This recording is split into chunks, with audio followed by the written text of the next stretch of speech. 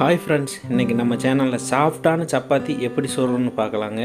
இந்த டைப்பில் நீங்கள் ட்ரை பண்ணி பாருங்கள். சப்பாத்தி பார்த்திங்கன்னா ரொம்ப சாஃப்டாக இருக்கும். வீடியோவை கடைசி வரைக்கும் பாருங்கள். இப்போ பார்த்திங்கன்னா இதுக்கு பார்த்திங்கன்னா நான் கோதுமை மாவு பார்த்திங்கன்னா ஒரு 2 கப்பு எடுத்துக்கிறேங்க. இந்த கப்பில் ஒரு 2 கப்பு கோதுமை மாவு எடுத்துருக்கிறேன். இதில் பார்த்திங்கன்னா ஒரு டேபிள் ஸ்பூனு சர்க்கரை ஆட் பண்ணிக்கலாங்க. அதுவாக பார்த்திங்கன்னா ஆயில் பார்த்திங்கன்னா ஒரு 2 டேபிள் ஸ்பூன் ஆட் பண்ணிக்குவோம். உப்பு பார்த்திங்கன்னா 1 டேபிள் ஸ்பூன் அளவுக்கு ஆட் பண்ணிக்கலாங்க. இதெல்லாம் போட்டு நல்லா மிக்ஸ் பண்ணிக்கலாங்க.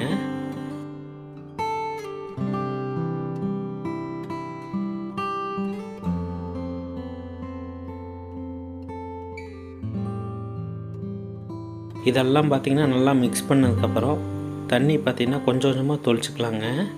ஒட்டுக்கா ஊற்றிடாதீங்க. இந்த மாதிரி கொஞ்சம் கொஞ்சமாக தொளித்து நல்லா பிசைஞ்சு எடுத்துக்கலாங்க. மாவை கட்டி இல்லாமல் நல்லா பிசைஞ்சு எடுத்துக்குவோம். ஒட்டுக்கா தண்ணி ஊற்றிடாதீங்க. மாவு பார்த்திங்கன்னா ரொம்ப தண்ணியாட்டாயிரும். அதனால் கொஞ்சம் கொஞ்சமாக தொளிச்சு பண்ணிங்கன்னா உங்களுக்கு கரெக்டாக வந்துக்குங்க.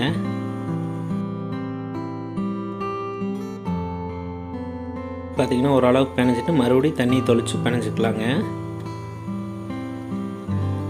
இந்த மாதிரி கொஞ்சம் கொஞ்சமாக தொளிச்சு பிணைகிறப்ப உங்களுக்கு பார்த்திங்கன்னா உங்களுக்கு கரெக்டாக வந்துக்கும். தண்ணி ஒரே முட்டாக ஊற்றி பிணைஞ்சிங்கன்னா தண்ணியாட்டாயிருங்க மாவு. அப்புறம் பார்த்திங்கன்னா கையில ஒட்டிக்கும். அப்புறம் நம்ம உருண்டை பிடிக்கிறதுக்கும் வராது கரெக்டாக.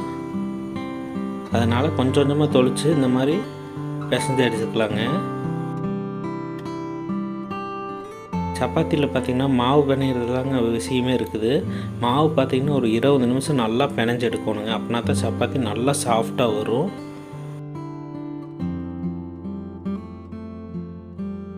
பார்த்திங்கன்னா இந்த அளவுக்கு நல்லா உருண்டை பிடிச்சிக்கலாங்க. உருண்டை பிடிச்சதுக்கப்புறம் இந்த மாதிரி அடித்து பிணைஞ்சிங்கன்னா உங்களுக்கு சப்பாத்தி நல்லா சாஃப்டாக வருங்க.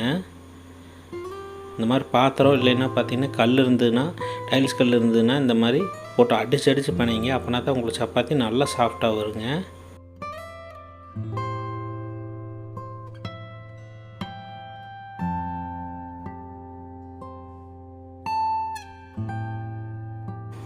ஒரு 20 நிமிஷம் நல்லா பிணைஞ்சு எடுத்துக்கலாங்க.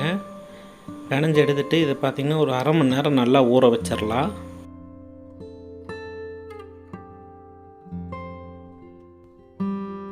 பார்த்திங்கன்னா இப்போ நல்லா சாஃப்டாகிடுச்சு. நல்லா அடிச்சு பிணைஞ்சுக்க நல்லா சாஃப்டாகிடுச்சு. இதை பார்த்திங்கன்னா ஒரு அரை மணி நேரம் நல்லா ஊற வச்சிடலாங்க. இப்போ பார்த்திங்கன்னா ஒரு அரை மணி நேரம் ஆயிடுச்சு. இது நல்லாவே ஊறி வந்துடுச்சு. இந்த டைமில் பார்த்திங்கன்னா நம்ம கொஞ்சமாக பிச்சு உருண்டை பிடிச்சிக்கலாங்க. இந்த மாதிரி கையில் உருண்டை பிடிச்சிக்குங்க.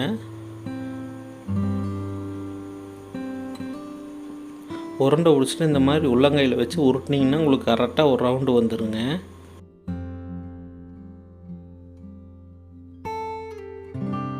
மறுபடியும் இன்னும் கொஞ்சம் மாவு பிச்சுக்கலாங்க. பிச்சுட்டு இந்த மாதிரி உள்ளங்கையில் உருண்டை பிடிச்சிங்கன்னா கரெக்டாக உங்களுக்கு ரவுண்ட் ஷேப்பில் உருண்டை வந்துடும்.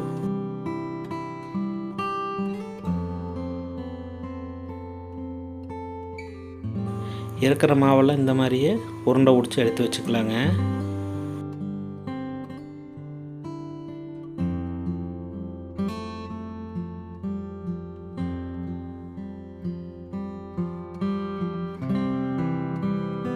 இப்போ பார்த்திங்கன்னா இருக்கிற மாவெல்லாம் உருண்டை பிடிச்சி எடுத்து வச்சாச்சுங்க.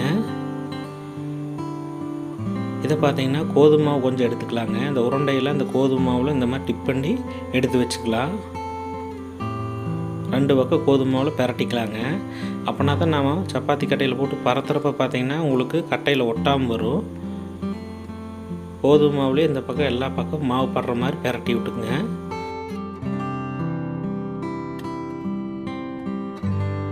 இருக்கிற உருண்டை பூரா இந்த மாதிரியே மாவில் பிரட்டி எடுத்து வச்சுக்கலாங்க. முதல்ல பிரட்டி எடுத்து வச்சுட்டு நம்ம பரத்துறதுக்கு கொஞ்சம் ஈஸியாக இருக்கும். பார்த்திங்கன்னா கீழேயுமே கொஞ்சம் மாவு போட்டுக்கலாம்.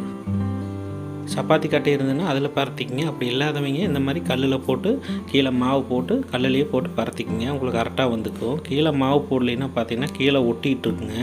அதனால் கீழே மாவு போட்டு இந்த மாதிரி பரத்தினீங்கன்னா உங்களுக்கு ஒட்டாமல் வரும்.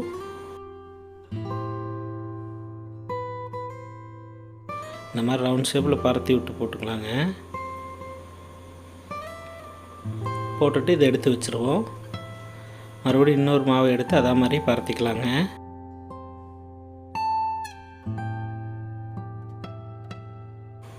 பரத்திட்டு மறுபடியும் மாவில் கொஞ்சம் போட்டுட்டு எடுத்து பரட்டினீங்கன்னா உங்களுக்கு கீழே ஒட்டாது, கட்டையிலையும் ஒட்டாமல் வருங்க.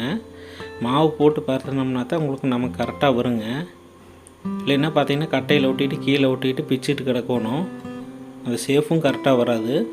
மாவில் தொட்டு தொட்டு பரட்டினீங்கன்னா உங்களுக்கு கரெக்டாக பரத்துறதுக்கு கரெக்டாக வரும், எங்கேயும் ஒட்டாமையும் கரெக்டாக இருக்குங்க.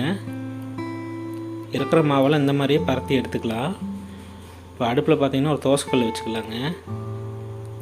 கல்லில் பார்த்திங்கன்னா நல்லா சூடானதுக்கப்புறம் சுற்றியுமே எண்ணெய் தடவிக்கலாம்.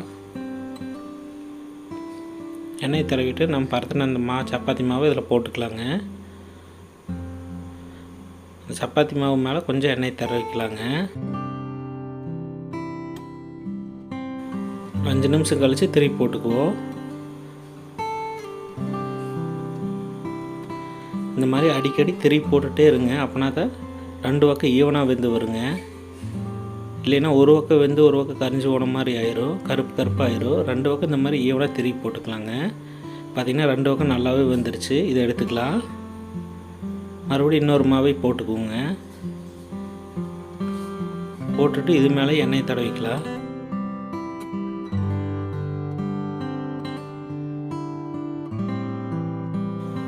எண்ணெய் தடவிட்டு இதையுமே திருப்பி போட்டுக்கலாங்க. அடிக்கடி இந்த மாதிரி திருப்பி போட்டு 2 பக்கம் ஈவனாக வெந்துக்குங்க. திருப்பி போடாமல் விட்டிங்கன்னா ஒரு பக்கம் மட்டும் பார்த்திங்கன்னா கரிஞ்சு போன மாதிரி ஆயிரும், கருகருன்னு ஆயிரும், மாவு வேகாமல் வந்துடுங்க. அதனால் அடிக்கடி இந்த மாதிரி திருப்பி போட்டு எடுத்துக்கலாங்க. பார்த்திங்கன்னா இது நல்லா வெந்துருச்சு. இப்போ எடுத்துக்குவோம். பார்த்திங்கன்னா சுவையான சாஃப்டான சப்பாத்தி ரெடி ஆயிடுச்சுங்க. இந்த மாதிரி ஒரு டைம் ட்ரை பண்ணி பாருங்கள், ரொம்ப சாஃப்டாக இருக்கும். இந்த வீடியோ பிடிச்சா இந்த வீடியோக்கு லைக் பண்ணிக்கங்க. அப்படியே நம்ம சேனல் புதுசாக இருந்தால் நம்ம சேனல் சப்ஸ்கிரைப் பண்ணிக்கங்க.